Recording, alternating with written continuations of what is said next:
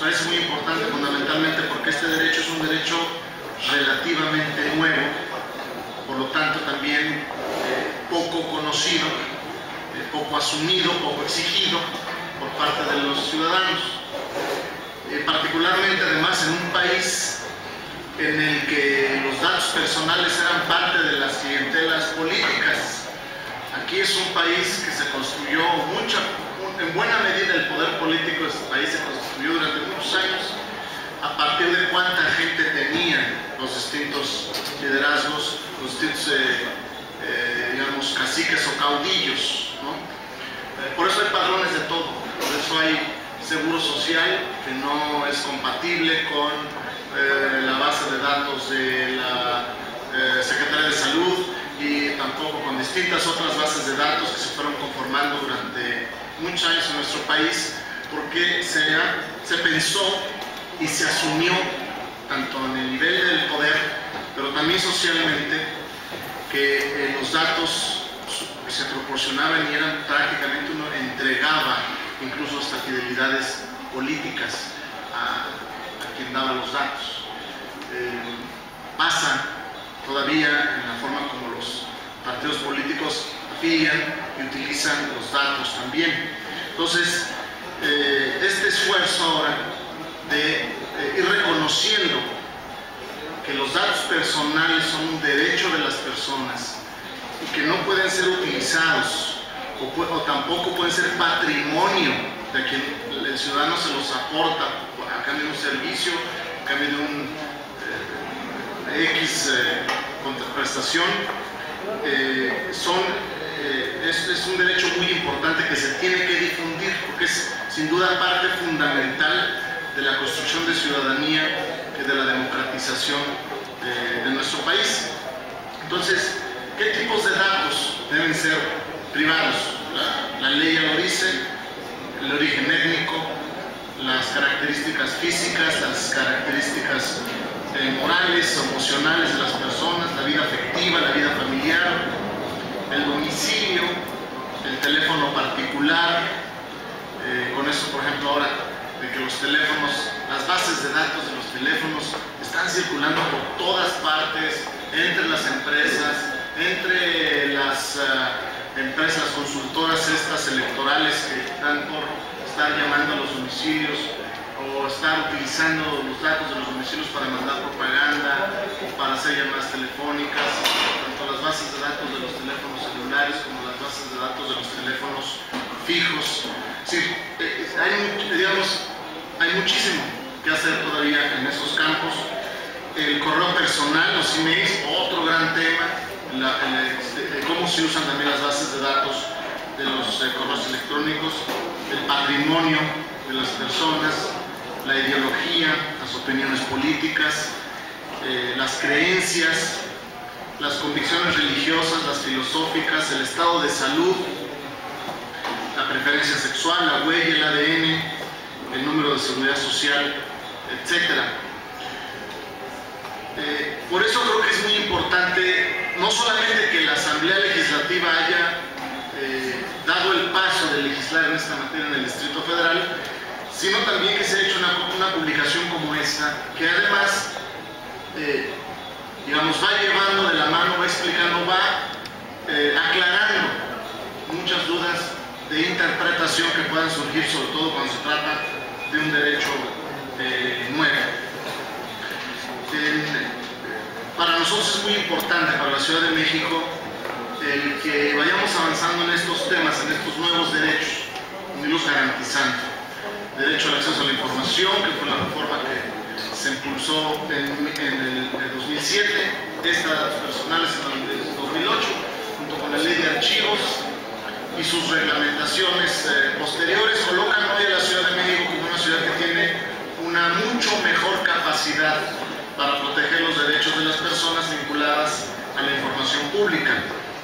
Y sin duda irá de la mano con otros procesos que estamos haciendo también para transparentar y para integrar las distintas también bases de información con las que cuenta el gobierno.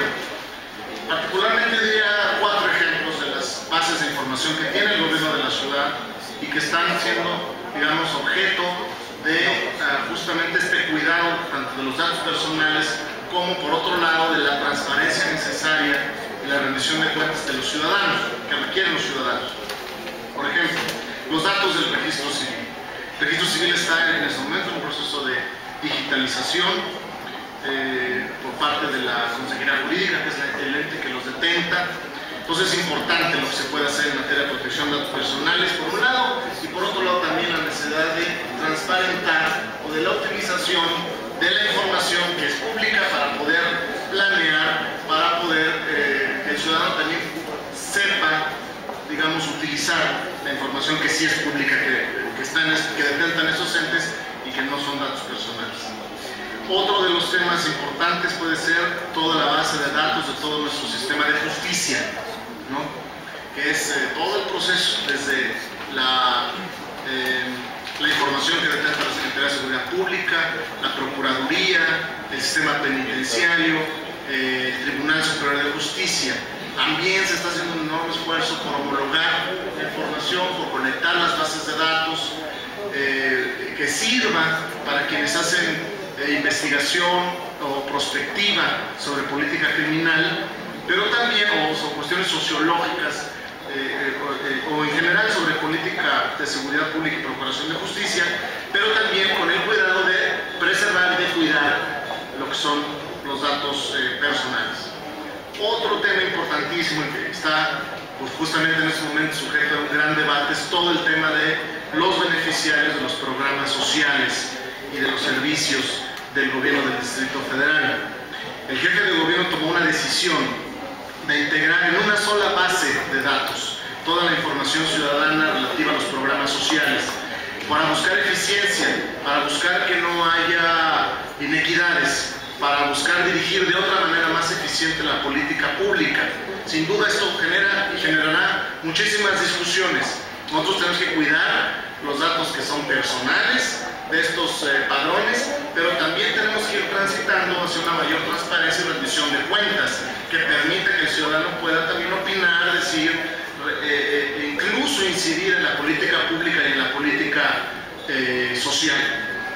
Y daría otro ejemplo más que tiene que ver con las bases de datos que tienen que ver también con los trabajadores del gobierno. También es una base muy grande, son 120,000 aproximadamente trabajadores técnico-operativos, 8,300 servidores públicos, que también nosotros como servidores públicos aportamos nuestra información personal, mucha de la que acabo de describir. La ley, por ejemplo, nos obliga a entregar nuestra declaración patrimonial, pero es un dato personal, eso.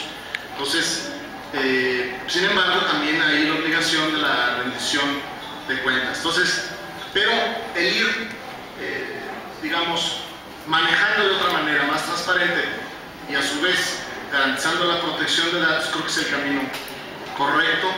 Y doy estos ejemplos porque son como los retos que tenemos para los próximos meses en cuanto a la política pública del manejo de información que tiene que ver con datos personales. Creo finalmente por eso que es muy oportuno, estamos todos viviendo en el gobierno estos procesos y es muy oportuno que los servidores públicos y los ciudadanos, las organizaciones de la sociedad civil, conozcamos mucho más de este derecho para poderlo exigir mucho más. Analizamos la ley.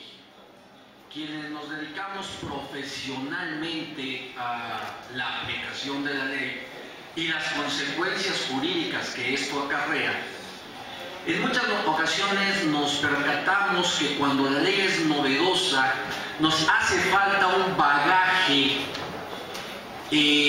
doctrinal. Y de ahí la valía precisamente de esta edición. El Info, muy atinadamente, con la participación de distinguidos investigadores de nuestra máxima casa de estudios, realizan un análisis artículo por artículo de esta novedosa ley. Pero lo valioso de esto no radica solamente en que se quede en el aspecto meramente formal de la ley o en el aspecto doctrinario, que también por sí mismo es valioso, sino que se aterriza en el aspecto de aplicación práctica. Solamente por poner un ejemplo, y porque yo sé que en la presentación de un libro lo más importante es la brevedad y solamente dejar cuestionamientos para que este libro precisamente se le adquiera, pero más que se le adquiera, se le lea. ¿A qué me refiero?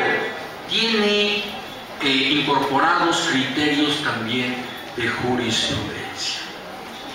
Que podríamos decir, bueno, pero ¿cómo es posible que existan criterios de jurisprudencia ante una ley tan novedosa? Evidentemente, el valor de recoger ese tipo de criterios es precisamente ver los posibles conflictos que se puedan generar por la aplicación de la ley. Y en función de eso, dar herramientas de interpretación en esos temas. Yo creo que por sí mismo eso ya hace valioso el instrumento. Pero no nada más me podría yo quedar en ese comentario, y ya para no aburrir más, puedo decir que si ustedes tienen la curiosidad en su momento de ver el comentario del artículo primero de la propia ley, nos da la amplitud de miras de los autores que han comentado este libro. Con ese comentario del artículo primero vemos el análisis del sustento constitucional que juega la protección de datos dentro o inmerso dentro de la propia información pública. Aparentemente podría existir una contraposición entre información y protección de datos. Situación que es claramente superada con el análisis que se hace, el comentario que se hace, y que se ve que esa dicotomía no se da cuando el doctor Carbonell, si mal no recuerdo, es quien hace el comentario del primer artículo. Así nos alude a lo que ya se comentaba, al artículo 6 de la Constitución Política, al artículo 16 como garantía fundamental del derecho que tengo a que se protejan los datos de todo aquel ciudadano del Distrito Federal, y también aquello no menos importante que es o son la regulación de las bases de datos de los particulares. La trascendencia es mayúscula. Con esto será no nada más una herramienta para quienes manejamos datos, para poder saber los alcances jurídicos que esto tiene. No nada más será para el estudiante o para el universitario a efecto de hacer un estudio dogmático, sino lo más importante, los comentarios son llanos para que finalmente quien lo entienda es quien debe estar protegido por el cuidado de sus datos.